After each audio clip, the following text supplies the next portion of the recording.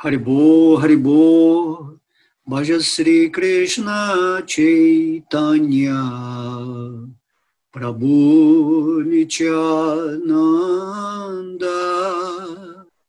Sri Advaita Gadadhar, Sri Vasari Gaura, Gaura Bhakta Vrindam. Namo Mahavadanyaya Krishna Prema Pradayate, Krishnaya Krishna Chaitanya Namine Gaura Tuishe Namaha. Haribo, Haribo. Que bom, estamos aqui em mais uma aula, né? Então, a Krishna, ele está nos dando essa oportunidade de falar sobre ele, né? Dizem que uma pessoa não consegue cantar o Mahamantra Hare Krishna assim, devidamente se a potencialidade de Deus não estiver favorecendo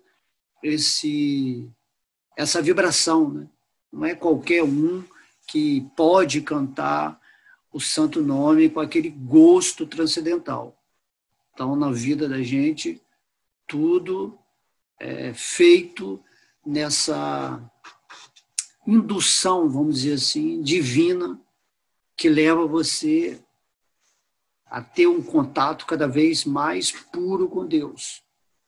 Então, inicialmente, né, as pessoas elas ficam fazendo, né, planos em relação a Deus. Porém, em primeiro lugar, temos que ter essa atitude, né, do coração. Então, Namo Mahavadanyaya, né, essa encarnação mais magnânima de Deus que você está pretendendo entrar em contato, isso tudo tem que ser feito com uma disposição interna quase no nível, né, absoluto. Então, Krishna vai se manifestar. Bom, o assunto de hoje, eu estou pegando aqui um verso do verso 21, 22 a 25 do capítulo 14, onde Arjuna, né, esse é o capítulo Os Três Modos da Natureza Material. Então, Krishna, antes de chegar nesses versos, que são versos mais finais aqui desse capítulo, Krishna vai explicando para Arjuna que esse conhecimento dos três modos da natureza material é essencial. Por que é essencial?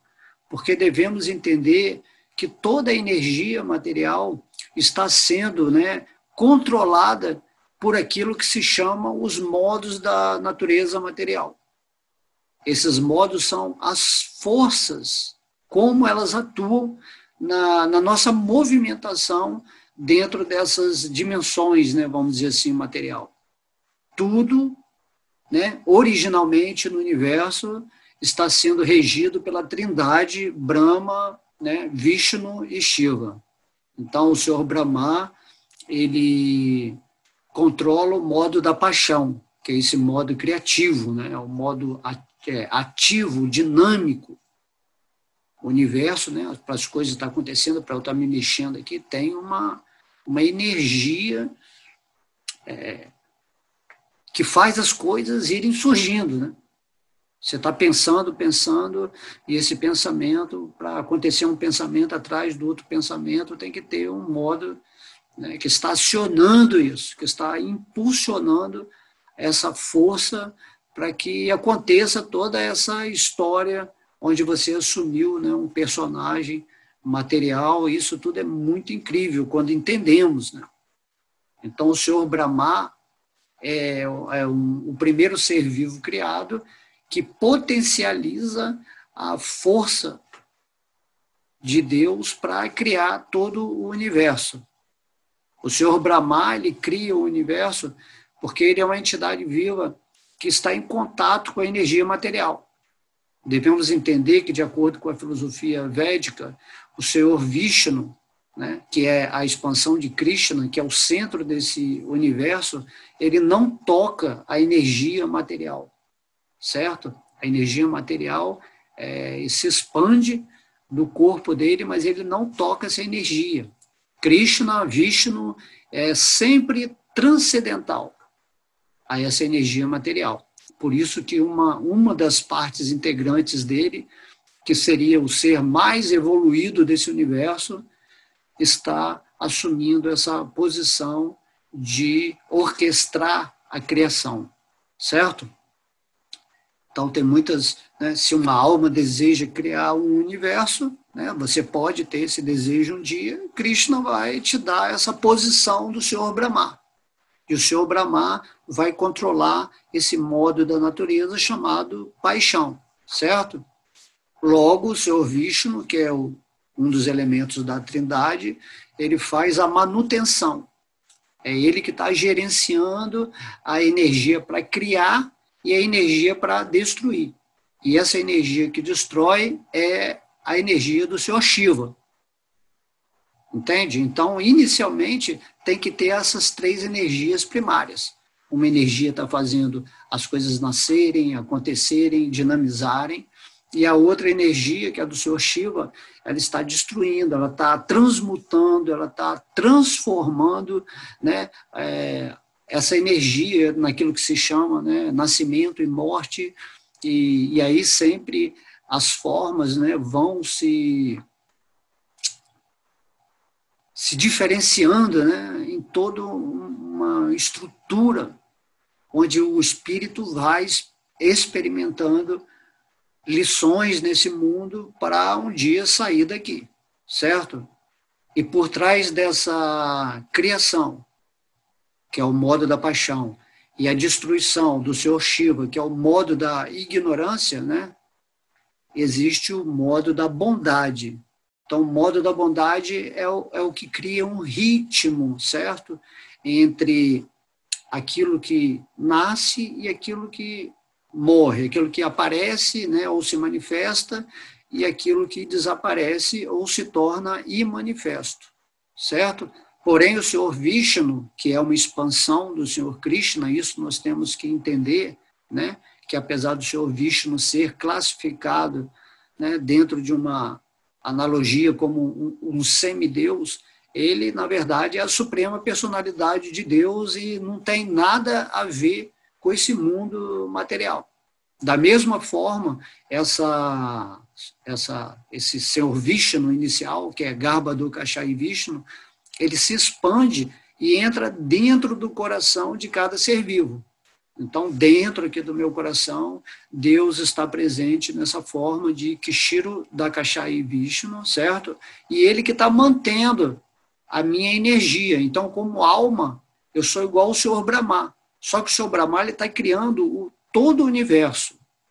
E eu sou um Brahma pequenininho, vamos dizer assim, que eu estou criando o meu micro-universo dentro dessa mente cósmica, certo? E eu também sou um Shiva, né? Vamos dizer assim, um Shivinha que estou transmutando a minha energia, transformando, criando, destruindo, dissolvendo certas realidades dentro desse aspecto temporal.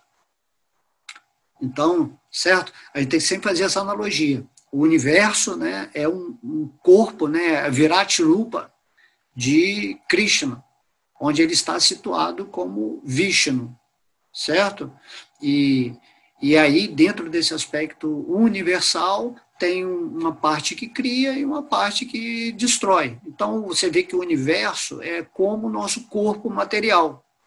Nosso corpo material, ele também nasce igual ao universo, tem um tempo de existência e acaba que, no final, ele desaparece, ou ele é destruído, né? Porém, tudo, como falar, a energia nunca se perde, ela sempre se transforma.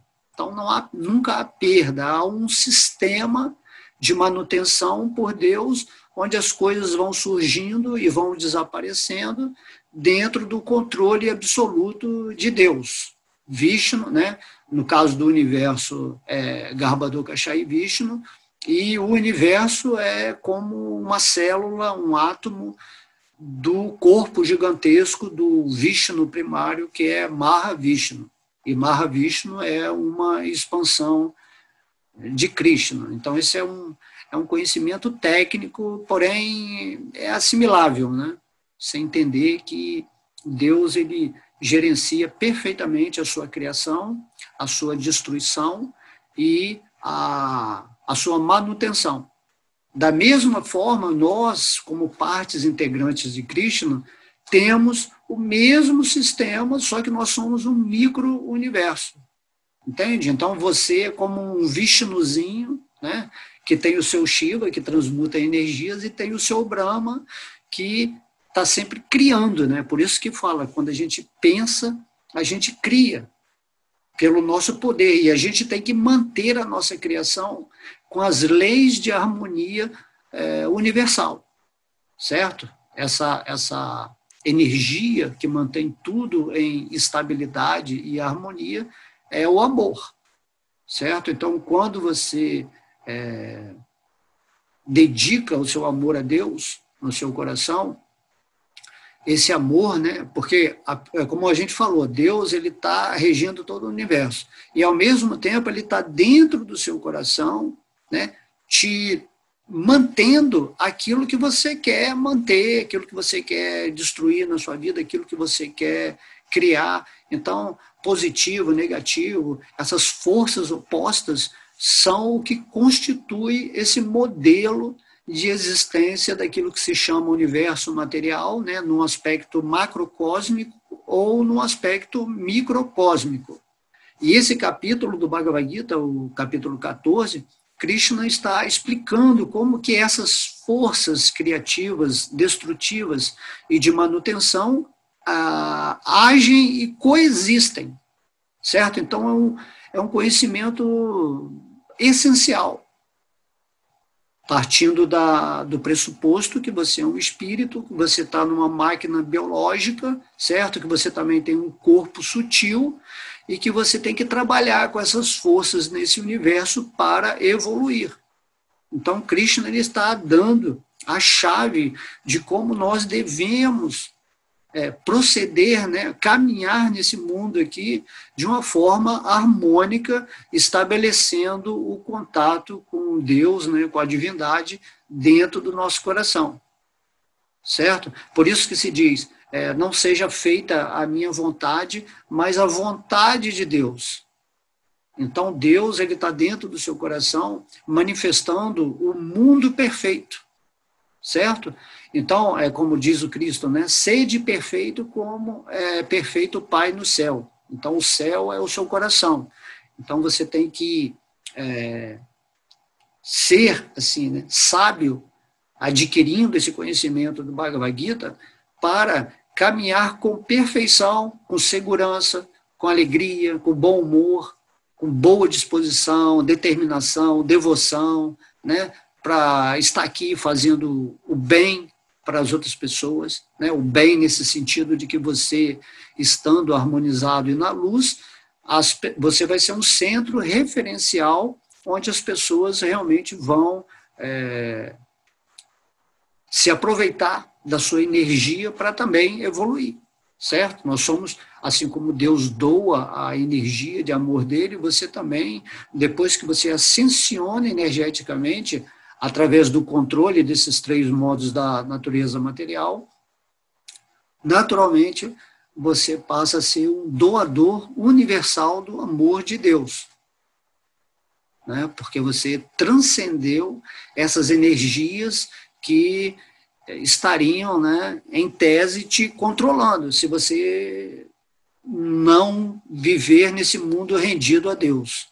No Bhagavad Gita aqui tem uma foto, né, que os 3 modos são como aquele... você é como uma marionete, né? Então, os modos, cada modo, né, o modo da paixão, da bondade, eles estão assim, acima de você, manipulando os seus movimentos. Todos os sentimentos, né, todas as ideias, tudo que você imaginar está regulado por esses 3 modos da natureza material. Ok? Então, aqui nesse verso, né, depois de Arjuna ter entendido que ele deve se tornar um sábio e sobrepujar os modos da natureza material, que são esses modos que estão estagnando a nossa vida, né? Porque você pode estar sob o controle do modo da bondade, do modo da paixão ou do modo da ignorância.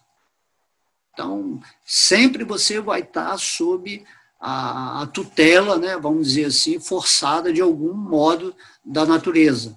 Então, são algemas, né?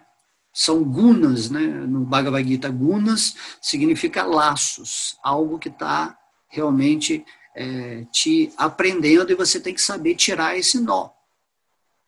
Conhecimento é poder, certo? Então, quando você tem o conhecimento do Bhagavad Gita, você consegue se libertar desses nós, né, e caminhar livre nesse mundo.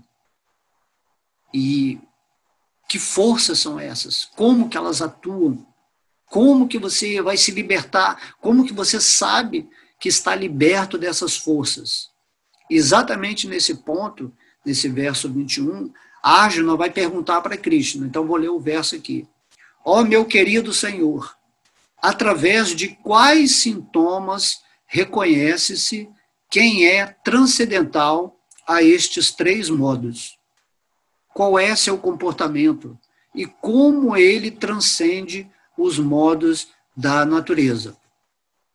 Então, Arjuna fez, né, 3 perguntas aqui para...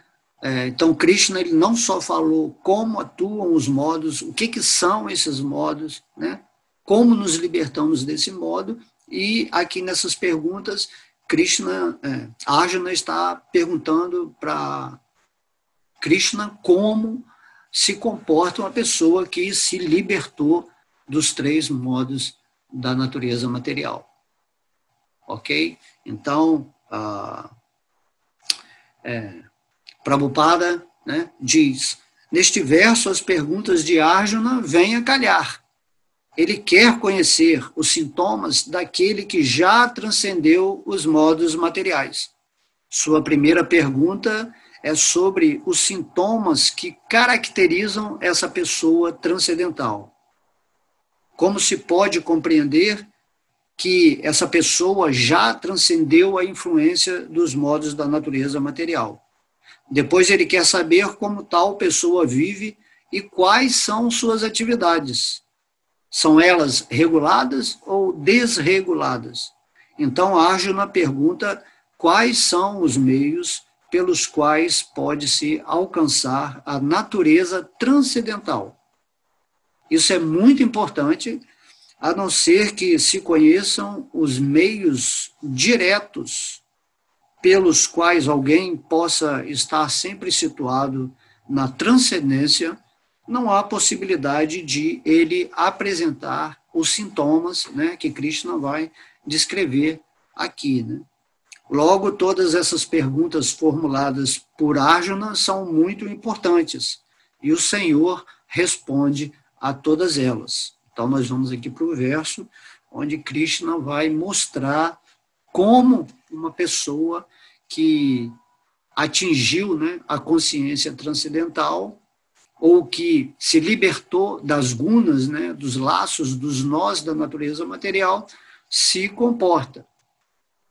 Né? Isso é muito importante, porque muitas vezes você vê uma pessoa falando coisas espirituais, assim, se apresentando como um guru ou como um excelente pastor, mas sintomaticamente, né, o comportamento dela não tem a ver com uma pessoa que realmente está vivendo numa consciência transcendental, certo? Você pode ser muito erudito, você pode falar filosofia com uma oratória maravilhosa, porém, a sua alma ainda está, né, totalmente assim, integrada com a energia material, sua mente está contaminada.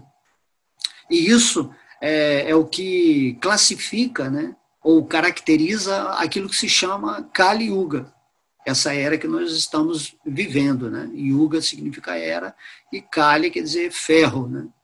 Era de ferro, a era onde tem escuridão, onde as pessoas são cegas espiritualmente. Então, a gente pode ver aí no comportamento de todas as pessoas, de todas as áreas, né? Seja na área comercial, na área política, na área de esportes, qualquer área você vê que as pessoas elas são hipócritas, você vê elas mentem assim, mentir para elas é o normal, certo? Sempre tentando conseguir adquirir, né, coisas materiais, passando por cima de todo mundo, não tem amor, não tem nada. Então, basicamente, todas as pessoas nessa Kali Yuga têm o seu grau de hipocrisia, certo? Criam um tipo de comportamento que simplesmente é para obter, né, os seus resultados, muitas vezes perversos, com essa mentalidade de enganar as pessoas. Então, enganar, mentir, né, roubar, todos esses, né, 10 mandamentos, aí, vamos dizer assim, que Moisés falou, são normais em Kali Yuga, né? Ninguém está seguindo nada. Então, temos que repensar a conduta, né? Principalmente se você quer virar uma pessoa que está exponenciando, né, a filosofia divina, ou se você quer falar de Deus, você tem que estar, né, com a consciência afiada no seu coração, rendido aos pés de lótus de Deus. Certo? Não adianta, você não vai ter potência espiritual para falar sobre Deus se seu coração está tingido, né, com essa hipocrisia. Então, Krishna ele fala muito isso também no Bhagavad Gita, né? De que adianta você deixar de fazer as coisas se você está sempre pensando nessas coisas. Então, a liberdade tem que ser completa, né? Tanto na mente quanto no corpo. Lógico, e essa é a nossa batalha de Kurukshetra, porque viver em Kali Yuga é terrível, né? Aqui tem muitos encantos, tudo nos leva a praticar as coisas desfavoráveis para o espírito, porque essas coisas dão assim, um tipo de prazer assim, que você viciante, né, vamos dizer. Você não consegue se libertar. Kali Yuga, né? Então, Kali Yuga ela é regida pelo modo da ignorância também, né? Principalmente. Né? As pessoas são muito preguiçosas, deixam tudo para depois.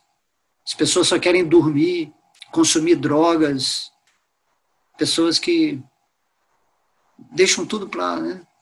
Amanhã, né? E esquecem que a vida está acontecendo no agora.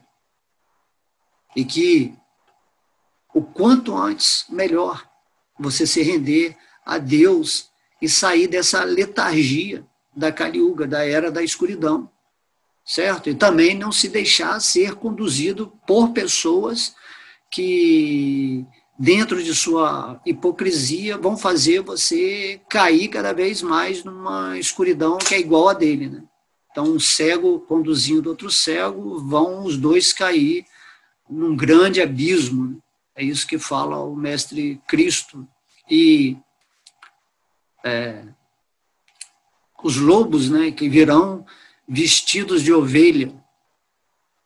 Né? Então, é isso que está acontecendo. Né? Tem muito lobo à solta aí, matando ovelhas inocentes, porque elas não têm o conhecimento. Elas estão totalmente à mercê desses modos da natureza e são conduzidas para onde essas pessoas mais intelectualizadas, né, que têm uma mente mais, infelizmente, expansiva para o lado negativo, né, acabam conduzindo essas pessoas. Porém, se você se rende a Krishna, se você está cantando o santo nome, né, e realmente você fala de coração que eu quero ir além desses modos, então Krishna ele vai te ajudar, né, como o Senhor Vishnu, como ele está presente dentro do seu coração, ele vai te ajudar a você realmente desenvolver, né, as qualidades espirituais, os sintomas que realmente vão te liberar. certo? Então, a liberação simplesmente depende da devoção. Ou, né, a devoção em si já é um ato da liberdade do espírito, quando você realmente quer se devotar a Deus, né? Então, temos que ter essa predisposição. Se você está ouvindo uma palestra igual essa aqui agora, né, se você está interessado pelos assuntos do Bhagavad Gita, então significa que você é uma alma que já está preparada. Se você está ouvindo essa aula aqui, foi porque Krishna, de alguma forma, está fazendo você obter esse conhecimento. Ele também está falando, vá lá no Bhagavad Gita, no capítulo 14, estude o que são esses modos. Porque senão você vai ser levado, né, tem aquela pessoa que fica andando em círculo, não chega a nenhum lugar, ou aquela que vai para lá, vai para cá, vai para lá, vai para cá. Aí o modo da ignorância leva para cá, o modo da paixão leva para cá, o modo da bondade leva para cá. E você nunca sai disso, né? Então, Krishna fala, você tem que transcender esses modos. Você tem que estar acima dessas mãos que tem cordinhas que fazem de você uma marionete. Por isso é muito importante o conhecimento do Bhagavad Gita. Certo? Uma pessoa inteligente realmente nesse mundo, ela vai absorver esse conhecimento espiritual e vai parar de deixar a sua mente, né, ficar com essa vozinha perturbadora, né, essa vozinha que fica influenciando o tempo todo. A pessoa cai nas malhas, né, do desejo, dos vícios, dos maus hábitos, né, dos anartas, como se fala. Então, Krishna fala que o inimigo, né, mais pecaminoso, mais perigoso, né, da entidade viva é a luxúria. A luxúria é o quê? É aquele desejo que você tem de desfrutar constantemente tudo nesse mundo material, porque você está pensando que é o corpo físico, ou o corpo mental, se você estiver em dimensões celestiais. Então, esse desejo de querer desfrutar cada vez mais a existência num nível material ou relativo, né, sem estar rendido a Deus, é o que causa a nossa queda. Então, isso se chama a luxúria. Né? Então, pense, né? Pense bem. Então, Krishna fala, você tem que desfrutar comigo, você tem que usar a sua vida para saber o que está, pelo menos no modo da bondade, né? Para que você alcance o ritmo, a estabilidade, a harmonia. Então, como um lago sereno, vamos dizer assim, há a possibilidade de você ver nesse lago da mente o espírito, aquilo que você é. No modo da bondade, há uma condição autorreflexiva do espírito. E aí você começa a se ver a si mesmo quando sua mente está estabilizada, quando ela está em paz, certo? Então, Krishna está falando isso aqui. Uma pessoa, né, que atingiu esse padrão transcendental está basicamente, como eu estou explicando aqui, nessas palavras. Né? Você está tranquilo, você está em paz. Você entende que Krishna está controlando a sua vida, que está te conduzindo suavemente para o seu reino eterno, que aqui é só uma escola. Né? Então, Krishna, depois que Arjuna fez essa pergunta para ele, Krishna está falando, né? No verso 22 a 25. A Suprema Personalidade de Deus disse, quanto ao comportamento, né, de uma pessoa que transcendeu os modos da natureza. Ó filho de Pandu, Arjuna, aquele que não odeia a iluminação, o apego e a ilusão, quando estão presentes, nem os deseja quando desaparecem, que não se abala, nem se perturba com quaisquer das reações das qualidades materiais, permanecendo neutro e transcendental, sabendo que os modos é que são ativos, que está situado no eu, e tem o mesmo comportamento diante da felicidade e do sofrimento, que olha para um punhado de terra, uma pedra e um pedaço de ouro com a mesma visão, que é igual para o desejável e o indesejável, que é estável, igual no louvor e na repreensão, honra e desonra, que dá o mesmo tratamento, tanto ao amigo quanto ao inimigo, e que renunciou a todas as atividades materiais, disse que essa pessoa transcendeu os modos da natureza material. Ok? Então, aqui estão os sintomas, né? Se você vai fazer o serviço, vamos dizer assim, de espionagem, né? Vou espionar, eu quero ver se aquele cara realmente ele é um devoto, né? Transcendental, vamos dizer assim. Então, você vai verificar por esses sintomas aqui, certo?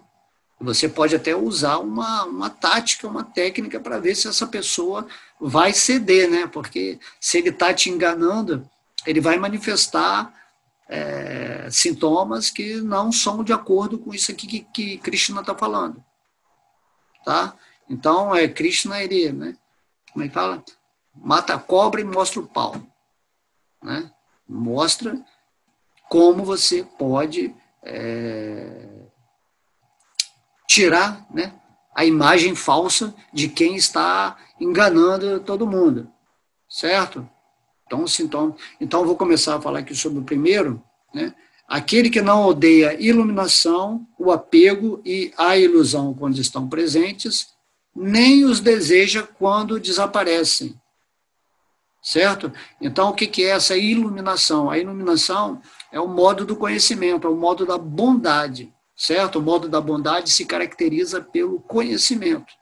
E esse conhecimento, ela traz uma espécie de felicidade, né? Te faz ser, né, ter um posicionamento na sociedade mais assim elevado, porque você é uma pessoa, né, um cientista, um filósofo, alguém que consegue, né, fazer cognições das coisas, né? Você tem esse conhecimento a mais, isso traz uma espécie de orgulho, certo?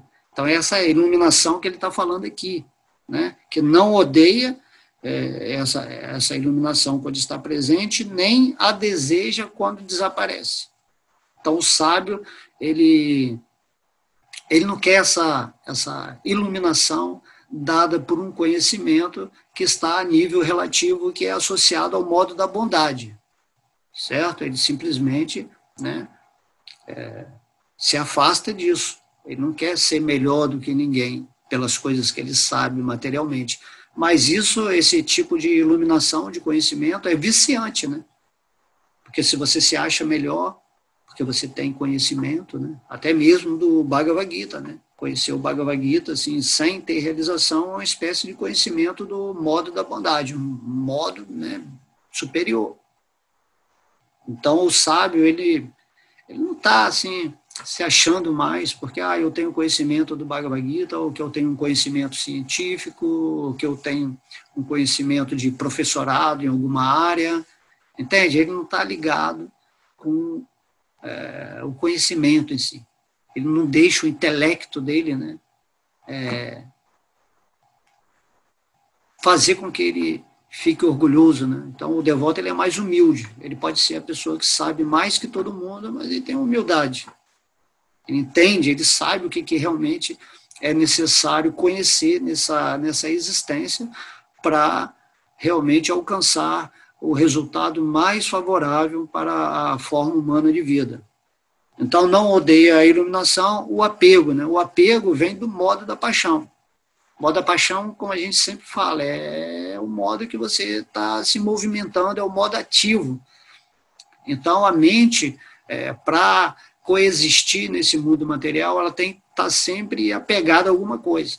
As coisas são, vamos dizer, anzóis que capturam a sua mente. Então, tão logo você escape de um anzol, você já vai para outro, né? Então, você tem sempre apego por alguma coisa. Então, esse é o modo da paixão, a luxúria, né? A luxúria, o desejo de desfrutar é a alma desse apego. E o sábio, ele sabe quem é Deus, ele sabe o que é essa energia material, ele sabe o que é energia espiritual, então ele já não tem mais esse apego assim, de desejar as coisas materiais. Desejo básico, de vez em quando, moderadamente, ele brinca aqui na energia material, né, para adquirir alguma coisa. Essa é um tipo de pequena satisfação, mas ele não está nem aí, assim, não é algo que faz o coração dele vibrar, né? Eu quero uma casa, eu quero um carro, eu quero uma posição social, assim, não tem mais esse apego. Isso se você atingiu a consciência transcendental, lógico, né? Esse é o sintoma, ok? E ilusão, né? Ilusão é ligada ao modo da ignorância. Então, a ilusão é o quê? É que você fica devaneando, sua vida não tem nenhum sentido, não tem nenhum significado, e você gosta de viver isso, ou você se droga, ou você gosta de fofocar, ou falar mal das vidas dos outros, ou então está sempre interagindo com assuntos temporários, né, políticas, religião, certos tipos de conhecimentos, que é ilusão. Né? Geralmente, uma pessoa iludida, ela gosta muito de dormir, gosta de não fazer nada, procrastinar. Então, isso é ilusão, certo? Mas se você está no modo transcendental, você está vivendo na verdade, né? Como diz o Mestre Cristo, eu sou o caminho, a verdade e a vida. Eu sou a verdade, eu sou uma parte integrante de Deus. Eu não posso deixar que essa ilusão, que esse modo da ignorância me destrua, né? Quando Arjuna estava lá no campo de batalha de Kurukshetra, basicamente o exército que estava, né, que ele tinha que combater era o exército da ignorância, né? Eram os modos da paixão e da ignorância, principalmente da ignorância, né? Porque é o exército do falso ego.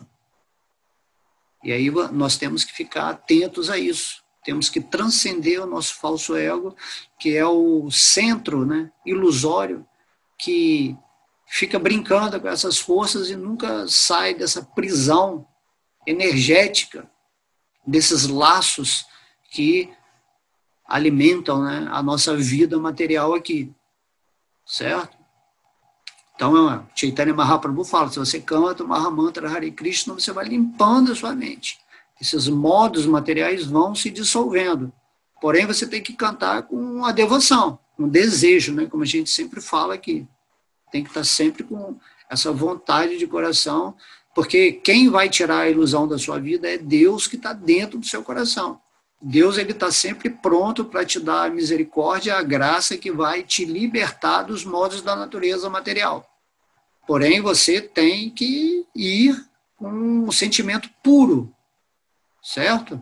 Não é lutando assim com essas forças. É impossível você se libertar da energia material se você estiver vivendo com falso ego. Então, você tem que ir cantando, ir lendo, se associando, adorando a Deus, e aí vai chegar uma hora que Deus vai te dar um boom, né, que fala repentino, e você vai ir além da sua camada mental e vai atingir a sua inteligência espiritual, e aí você vai entender tudo, né? É igual uma pessoa que enxerga e uma pessoa que tem deficiência visual, né? Vamos supor que você tinha deficiência visual e que você transcendeu sua consciência, isso significa, né, simbolicamente, que você agora está enxergando, né? E aí você não sabe como falar para a pessoa que é cega, que tem deficiência visual, o que você está vendo, certo? Mas ver, se você tem olhos, é porque ver é a atividade natural.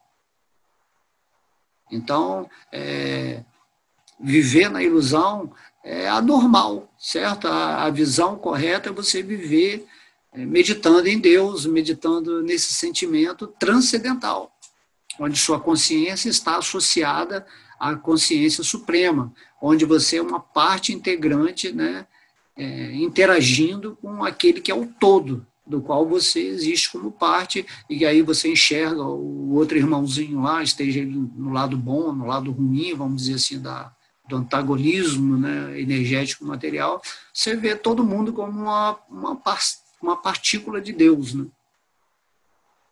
E aí você está desapegado, né? Certo?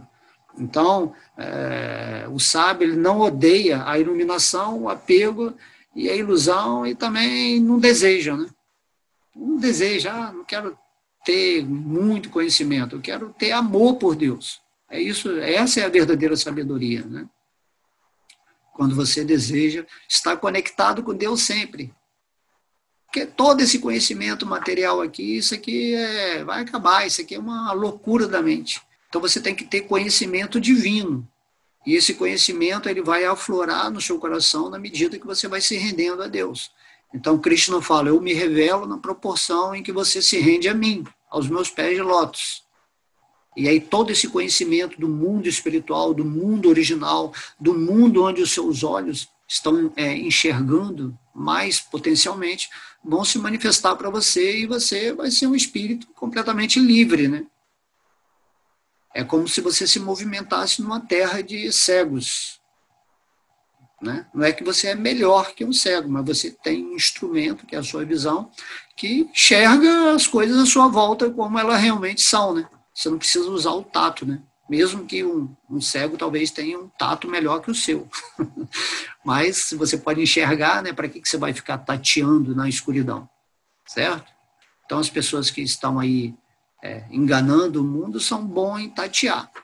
Mas o devoto de Deus, ele enxerga, né? Você pode ler o Bhagavad Gita aqui e dizer, uau, que incrível! Pô, quantas vezes eu li o Bhagavad Gita, né, nessa cegueira espiritual, até Krishna nos dá essa bênção, né, o aspecto Titi, né, que nós temos, né, nós somos Satchitananda, então o nosso aspecto Titi se manifesta e esse conhecimento é Krishna dentro de você, mantendo sempre a sua performance nesse mundo, e você entra em gratidão sempre pedindo a Deus para que ele te oriente, para que a vontade dele te use, né? Faça que você obre, né? Vamos dizer, nesse mundo material com boa disposição. Imagina, se você tem olhos, você pode contemplar a beleza de Deus em tudo, em todo mundo. Isso é maravilhoso, você fica em êxtase. Não importa se você está num corpo humano, ou num corpo de extraterrestre, ou num corpo do que seja. Se você está vendo Deus, pela graça revelada dele no seu coração, isso que é o natural, que deveria ser o natural para todo mundo, mas como todo mundo está vivendo no modo da ignorância e da paixão, as pessoas não se entusiasmam, né? Se alguém te oferece uma pedra preciosa, assim, de graça, né, como o santo nome de Deus que vai te libertar nesse mundo, mas você negligencia, deixa de lado, não acredito nisso, não acredito em Deus, bom, então o problema é seu. Se tem um médico que chega, né, um mestre espiritual, um professor espiritual iluminado, né, um sábio chega e ele quer operar seus olhos, mas você está acomodado com essa situação, você gosta de viver assim, então o problema é seu, certo? Ninguém vai te forçar, mas vai chegar uma hora que você vai, em alguma vida, você vai pirar, e você vai falar, não quero mais, eu estou sofrendo, né? Porque o sofrimento também é uma lição, né? Tudo tem uma quantidade que a gente resiste, né? De ignorância, né?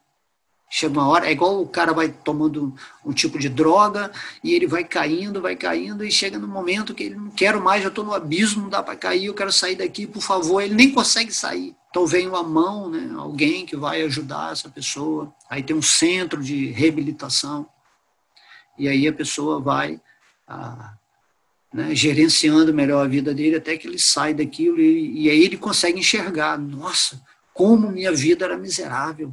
E aí você passa a ajudar, né, se você era um drogado e agora está bem, você passa a ajudar o outro irmão que está lá, e quem melhor do que você para fazer isso, porque você passou por isso.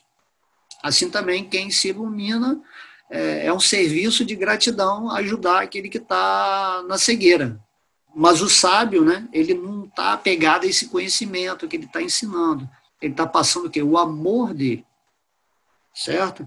Então, iluminação, apego e ilusão, né? Bondade, paixão e ignorância, que são sintomas dessas três forças aqui que geram isso, né? Isso tudo está explicado anteriormente nos versos, né? Então vamos aí ter um pouco mais de curiosidade, vamos estudar, se vocês tiverem dúvida, né? Vamos perguntar para quem sabe mais, e tudo vai ser esclarecido, né?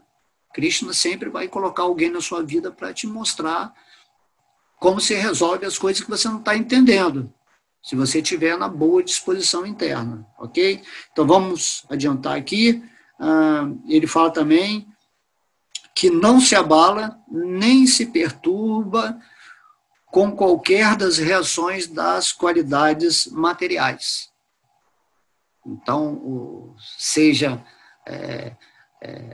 as coisas boas, as coisas ruins, vamos dizer, que estão vindo pelos modos da natureza material, você não se perturba, porque você está fixo em Deus no seu coração.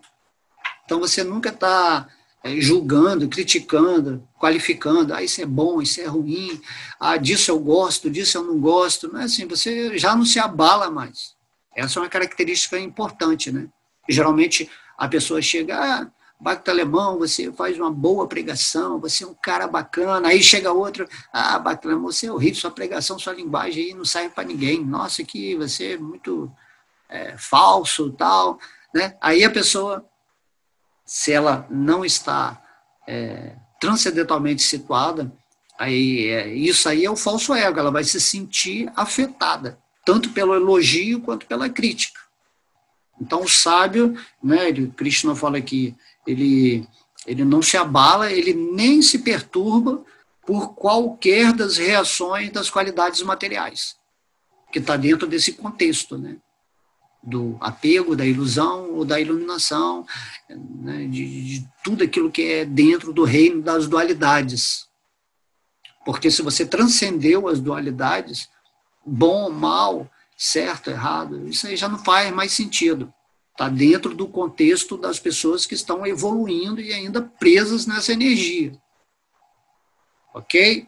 Aí depois... ele não se abala. Então, Krishna fala, o sábio ele permanece neutro e transcendental, sabendo que os modos que são ativos. Certo? Energia material, como a gente falou ali no início dessa aula, são as energias dos modos da natureza material. Ao modo da paixão, ativando, o modo da ignorância destruindo e o modo da bondade, né, criando o ritmo para que essas forças opostas se interajam e aí se manifestem tudo, né, em todas as dimensões. Tudo tem uma causa que inicia, certo? Então o sábio, ele está aqui nesse corpo, mas ele está vendo os modos, né, da natureza, né, as energias opostas. Ele fica neutro, né?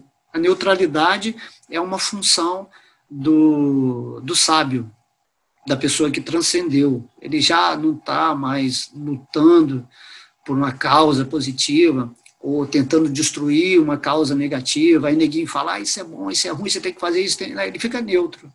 Ele fala, não, tudo bem, isso aí é a sua mente que está viajando ainda nos aspectos materiais, e eu estou neutro porque não no sentido que eu estou insensível, porque eu não estou ligando para o mundo material. Não é assim, eu estou neutro no sentido que eu estou fixo com o meu coração em Deus, que eu entendo que Deus está resolvendo tudo já.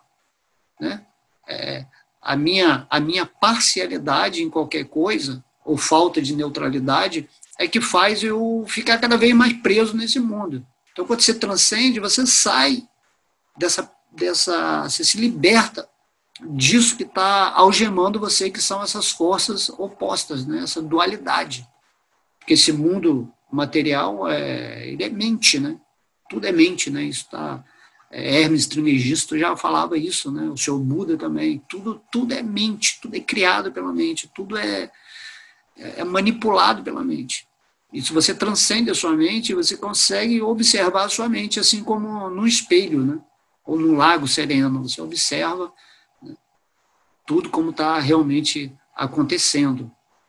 Então, Krishna fala que o sábio, ou o devoto puro, ou o ser que superou os 3 modos, ele é neutro a essas energias, certo? Não vou me aprofundar aqui, senão vai ficar muito tempo, mas se vocês querem saber essas energias, estude o capítulo 14 do Bhagavad Gita. Vai lá na internet, capítulo 14 do Bhagavad Gita, né? São poucos versos, mas é o conhecimento mais essencial. Se você entende as forças que estão atuando sobre você, você consegue criar, né, a resistência contra essas forças que estão tentando te prender. Por isso que conhecimento é poder. E o sábio, ele se move, né, livre, neutro dessas forças. É isso que Krishna está falando aqui no Bhagavad Gita. Então, o sábio está situado no eu. Olha só o que Krishna está falando aqui. Então, o que é esse eu? Quem sou eu? É a famosa pergunta que vai realmente te libertar, né? Quando você entender que você é um espírito, que você é uma parte integrante de Krishna, que você é um servo eterno, amoroso, né, de Deus, que você está vivendo uma vida aqui totalmente falsa, certo? Uma vida hipócrita. Porque quando você não sabe quem é você, você inventa uma imagem daquilo que você é. Então isso é Kali Yuga. Todo mundo esqueceu que é um espírito, todo mundo esqueceu que é o servo eterno amoroso de Deus, Krishna. E aí todo mundo vive nessa confusão, né, mental. De manhã você é uma pessoa, de tarde é outra e de noite é outra, né? Cada modo, cada horário, um modo vai te conduzindo e você fica que nem uma marionete nessa história, certo? Então você tem, Krishna está falando aqui, o sábio é que está situado no eu. Você nunca esquece que você é um espírito, que você é uma parte integrante de Deus, de Krishna, certo? O sábio tem essa característica. Às vezes você vai tentar testar o sábio lá, tal, mas ele nunca vai sair dessa plataforma, porque você atingiu a sua posição chamada, né, Brahman, né? Brahman é espiritual. Você atingiu essa posição. E aí o Brahman está rendido ao Para-Brahman, que é a fonte do Brahman, daquilo que você é. Então, Para-Brahman é Vishnu, é Krishna, né, é o santo nome de Deus, certo? Então, é muito importante entender isso. Ou se auto-sentir, né, vamos dizer assim, quando você começa a ver que você não consegue mais esquecer de quem você é, então, isso caracteriza que você está entendendo que esse é o sintoma manifesto da sua consciência, que você está numa posição transcendental. Ok? Isso aí não é nada complicado, porque o eu, o espírito, é aquilo que você é eternamente. O errado é você pensar que você é esse corpo material. Ok? Então, mas é difícil atingir o espírito. Eu falei, não, difícil é você ficar nessa situação anormal de se identificar com uma forma que é uma interação de coisas opostas que não te leva a lugar nenhum, a não ser uma grande cegueira material.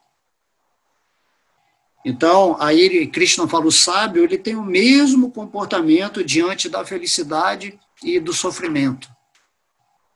Certo?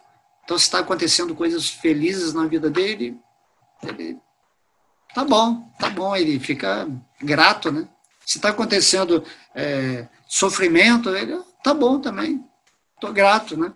É Deus que está controlando minha vida. Se Deus me trouxer felicidade, legal. Se Deus me trouxer sofrimento, é Deus que está fazendo isso. Eu aceito, né?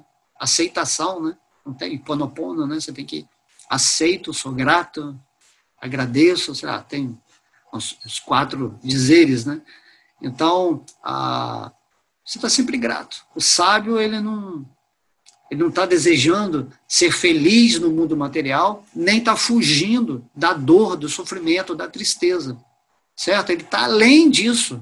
Felicidade e sofrimento material são relativos à mente e à falsa identificação com o corpo material. O corpo material com a mente louca, contaminada, é que vive essa historinha de sofrer e de gozar aqui nesse mundo material. Porém, o espírito que está vivendo em Krishna, que transcendeu, ele está sempre em êxtase, ele está sempre na real no real estado feliz de existir, né? Então, esse real estado feliz significa que esse espírito ele está em paz, né? Às vezes fala, está feliz, aí que o cara fica pulando que nem um maluco. Não é assim, essa paz inquebrantável, traz uma felicidade porque você já não se afeta mais com os filminhos, né, que vão acontecendo na sua vida, com o sonho, com esse mundo de sonho. Então, Krishna está falando aqui, diante da felicidade e do sofrimento, ele tem o mesmo comportamento. Se ele vê o mundo caótico ou o mundo de boa, vamos dizer assim, ele tem o mesmo comportamento, que ele entende que aqui tudo é uma passagem, que eu sou um espírito, eu sou transcendental, não tem nada a ver com essa história aqui. Então, eu entendo que Deus está controlando tudo, e deixa Deus cuidar do mundo, certo? Deus está cuidando do mundo. Se todo mundo está criando uma egrégora louca de conflito, de violência, de guerra, de loucura completa, são porque as pessoas não querem se render a Deus. E aí vai surgir, o mundo é a projeção de uma mente coletiva, certo? Mas se você está vivendo em Deus, você pode estar, né, experimentando algo nesse mundo aparentemente caótico, cheio de sofrimento, mas você não está mais interagindo com o mundo porque você compreendeu que o mundo só está assim porque as pessoas estão surdas, cegas, né, e mudas em relação a esse conhecimento lindo que está sendo dado aqui no Bhagavad Gita. Então, o que você vai fazer? Né? Olha só as informações que eu estou dando hoje aqui, né? Através das palavras do Senhor Krishna. Então, Krishna é maravilhoso. Ele está dentro do nosso coração e você não tem nenhum interesse, às vezes, não tem nenhuma devoçãozinha por Deus. Ou então, quando você pensa em Deus, você está aí especulando. Não tem nenhum sentimento de, não, vou me entregar a Deus, vou deixar Ele resolver minha vida. Certo? Em algum momento você tem que parar isso. Tem um limite de sofrimento, né? Você não pode ficar na ignorância material a vida toda, porque você está evoluindo. Se você está numa forma humana atualmente, isso evidencia que você já evoluiu bastante, né? Que antes você estava numa forma animal, ou você estava numa forma vegetal, agora você está numa forma humana, e nós estamos numa era que agora formas angelicais, formas, né, de seres, de civilizações, de irmãos superiores já estão contactando com a gente. Então não perca tempo aí, aproveita, né? Seja joio em vez de trigo. Nós estamos num momento de seleção espiritual, ok? Se você quer continuar bem na sua existência, ou melhor, de acordo com um conforto material e espiritual, você tem que fazer sua parte, seu esforço, certo? Então, felicidade e sofrimento. E aí Krishna fala, o sábio é aquele que olha para um punhado de terra, uma pedra e um pedaço de ouro com a mesma visão. Porque se quem transcendeu não está mais desejando, assim, não está valorizando as coisas materiais de acordo com os conceitos do homem, né? Ele vê que tudo é Deus. Na verdade, o sábio é o ser mais rico da existência, porque ele tem a potência de Deus para realizar tudo que ele quer na vida dele. Então ele não fica diferenciando, assim, isso aqui é um ouro, isso aqui é terra, né? E depois ele fala, isso aqui é uma pedra. Ele fala, tudo é energia de Deus. Os valores são dados, é igual o dinheiro, né? O dinheiro é um pedaço de papel. Mas aí tem um conceito mundial de que aquilo vale tanto, tal, e você usa como moeda de troca, mas é um pedaço de papel. Então, quando você transcender, você vai ficar nessa loucura mesmo, você vai ver tudo como Deus. Qualquer desejo que você tenha, transcendentalmente situado, Deus realiza para você. Porque aí você está agindo como uma partícula de Deus em potencial. Certo? Mas quando você está vivendo no amor de Deus, quando você está transcendental, é que ele está falando aqui, você já não tem mais essa ligação, né, com desejo, com apego material. Você já não tem mais ligação com a ilusão material. Então, isso é muito importante, entender aonde você vai chegar se você se render sinceramente, né, a Krishna, a Deus, dentro do seu coração. Ok? Então, O sábio, ele é igual para o desejável e o indesejável. Né? Desejável e indesejável é o modo da paixão. Tudo aquilo que você deseja, né, obter na sua vida, seja para possuir ou desfrutar, modo da paixão. Então tem que perguntar, por que eu tenho desejo? Por que eu quero as coisas? Por que eu fico apegado a algumas coisas e aí ele fala que o indesejável? Por que eu fico com aversão de outras coisas? Então isso é o modo da paixão, aí ele está agindo. Está entendendo? Então é muito simples entender. Quando você está desejando, você fala assim, mas por que eu estou desejando isso? Será que eu quero isso mesmo? Ou é algo que está sugestionado no meu subconsciente dentro de um sistema que me faz ficar cheio de vontade de ter certas coisas, ou de me sobressair pelo que eu tenho e não pelo que eu sou? Então o sábio, ele fala aqui, né, ele é igual para o desejável e indesejável. Se ele deseja alguma coisa, porventura essa coisa aparece, tudo bem.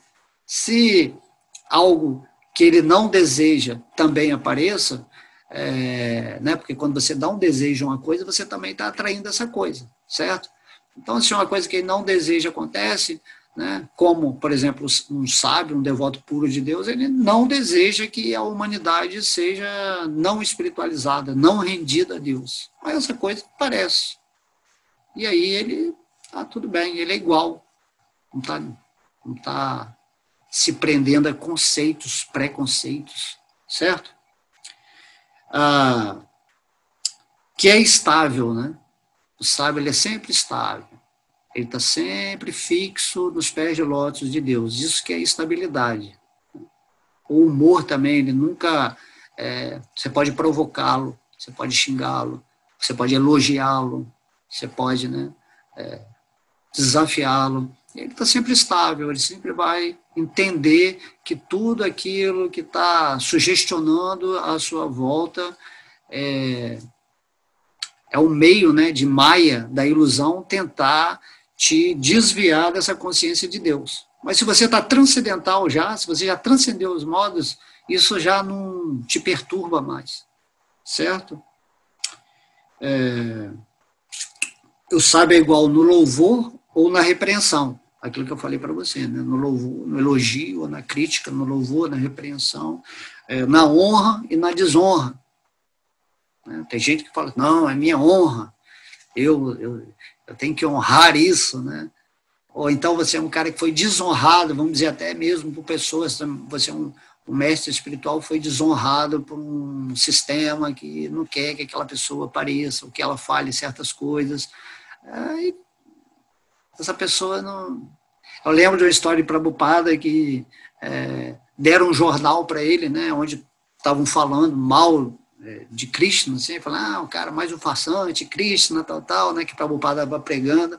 Aí quando deram o jornal para ele, ele leu, olha só, apareceu a palavra de Krishna aqui 10 vezes. Então as pessoas, quando lerem esse artigo negativo, eles vão ler a palavra Krishna, isso que importa. Ele não estava ligando que estavam desonrando a imagem dele, ou que alguns irmãos espirituais dele, né, lá da Índia, estavam falando, né, certas coisas em relação a ele, que ele não estava ajudando realmente. Aí tem toda uma história, né? Porém, assim, mostra, né? Ele não estava nem aí. Não, eu sigo aqui minha missão, meu mestre espiritual mandou fazer essa missão, né? Deus está me usando para estar aqui no Ocidente.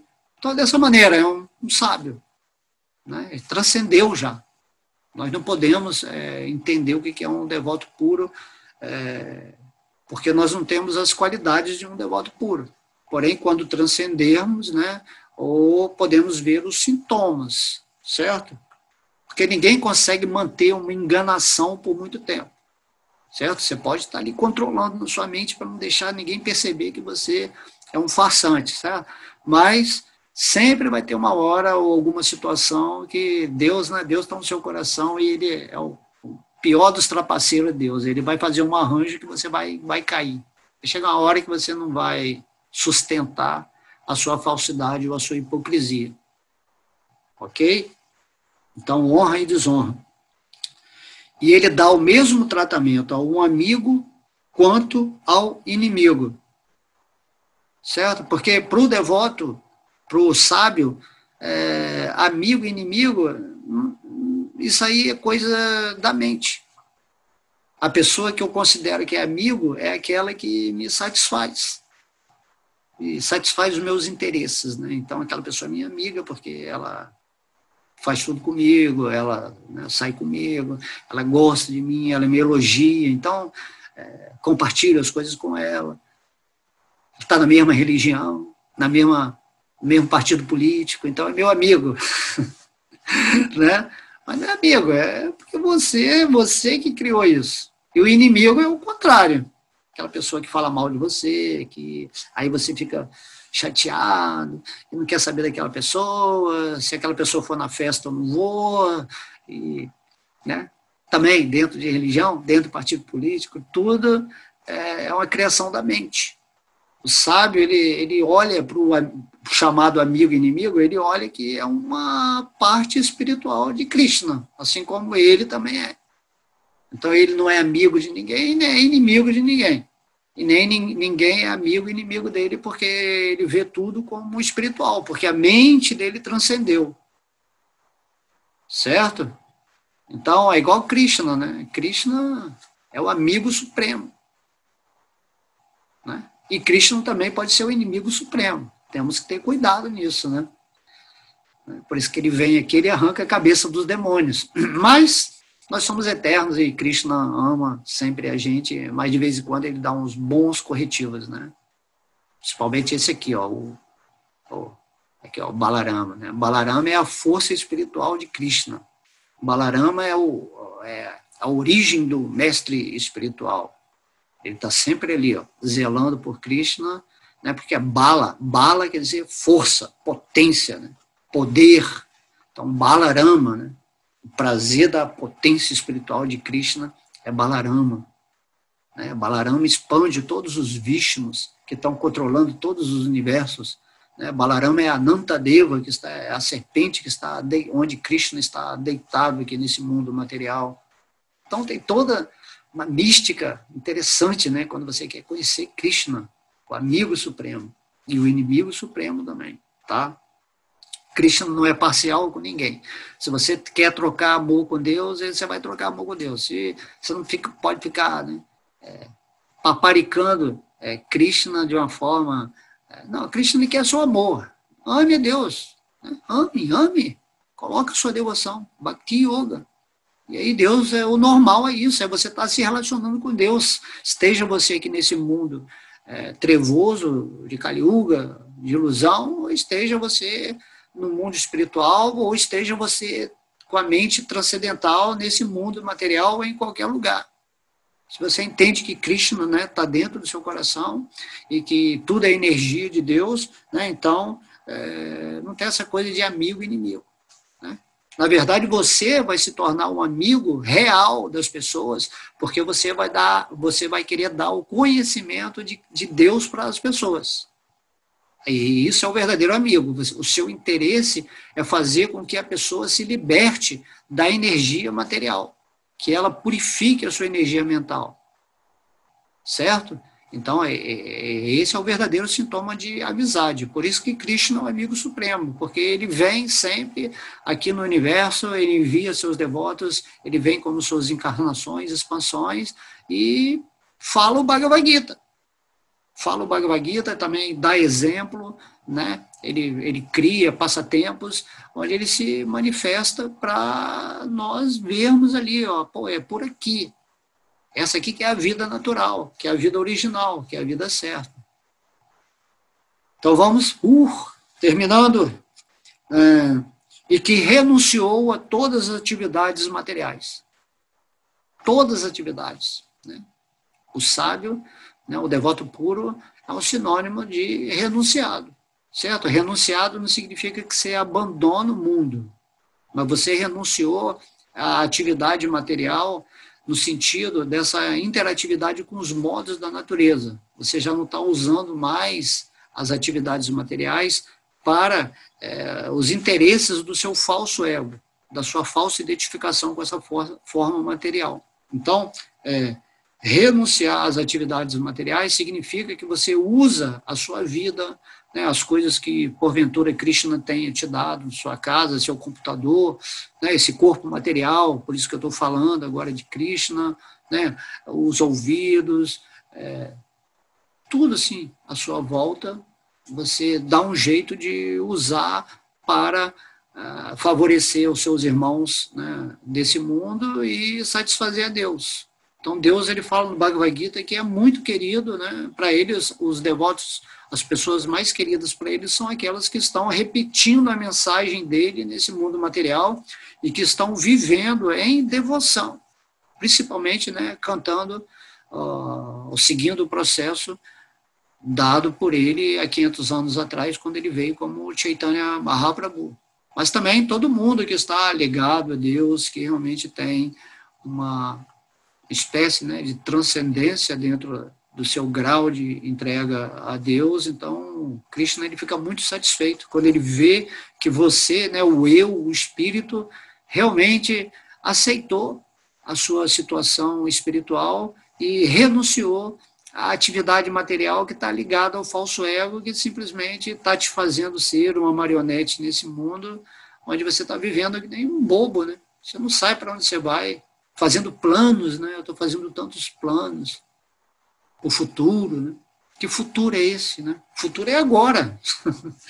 Né? O futuro sempre é o agora. Né? Então, no agora, por favor, se vocês ouviram essa aula, eu achei muito especial, ela foi muito inspirada, vocês possam se render a Deus. Então, Krishna, né? Então, voltando aqui, vamos voltar. A Arjuna perguntou a Krishna como se comportavam as pessoas que transcendeu esses modos, né? Se libertou dessa prisão material, e Krishna falou tudo isso. Aí Krishna no final fala, disse que essa pessoa que adquiriu todos esses sintomas que eu falei aqui agora, transcendeu os modos da natureza material. Aí voltando àquele exemplo da pessoa que enxerga e da pessoa que é cega, né? Se você conseguiu abrir seus olhos, enxergar as cores, a beleza, né, tudo que os olhos fornecem, não faz mais sentido você fechar seus olhos e querer andar como uma pessoa, um deficiente visual. Não é verdade? Então, se você está com os olhos abertos, pronto, você está com os olhos abertos e tudo bem. Você está vivendo no mesmo mundo que as pessoas que têm deficiência visual, que são cegas, que não enxergam nada. Porém, a sua expansão de consciência, pelo simples fato de você ver, você vai se locomover de uma forma mais livre, mais tranquila, você vai ver coisas, você vai estar num estado de êxtase muito maior. Né? Pode-se dizer que a pessoa transcendental, ela está vendo Krishna em tudo. Ela está sentindo, vendo Krishna no coração. Enquanto que a pessoa que é cega não sente nada, não vê nada, só vê caos, só vê medo, angústia, depressão, estresse, medo do futuro, medo de morrer. Então é uma pessoa que está na ilusão, é assim, a vida dela é um sofrimento constante, né? E aquilo que ela chama de felicidade é manipulação mental para o falso ego, que nunca trouxe nada feliz na vida dela, e ela está há vidas e vidas encarnando e repetindo a mesma história e não sai disso. Então vamos, né, meditar, vamos estudar esse capítulo 14, que é essencial. E aí você vai começar a observar essas forças agindo na sua vida, e com a sua inteligência você não cai mais nessa arapuca, nessa armadilha da mente, né? Porque você compreendeu. Então, poder é conhecimento. Ok? Hoje eu me expandi, como sempre. Eu sempre falava, vou falar no máximo 50 minutos, mas eu acho que eu já passei disso, não importa. O que importa é usar o nosso tempo, o nosso agora, para falar de Deus com devoção, né? Tentando realmente, pedindo a Deus para Ele manifestar a graça em nosso coração, toda a misericórdia, para que possamos, né, obter o mérito espiritual de ter a sua revelação direta em nossa existência e assim nos conduzirmos com muita paz, com muita felicidade, até o momento em que vamos abandonar essa forma humana, que é muito legal, né, quando usada para Deus, de uma forma mais renunciada, e esperar, né, que Deus nos tire desse sonho, né, louco aqui, que é o mundo material, e possamos voltar realmente para o mundo espiritual, o reino de Deus, porque somos eternos. Não tem jeito de você querer acabar com a sua vida. Você vai ter que estar sempre ou na energia material ou na energia espiritual. Então, Krishna vem aqui para pedir que a gente volte para o reino dele, ok? Que são 3/4 da existência, né? Então, beijo no coração. Amo vocês. Fique sempre com Deus. Haribo!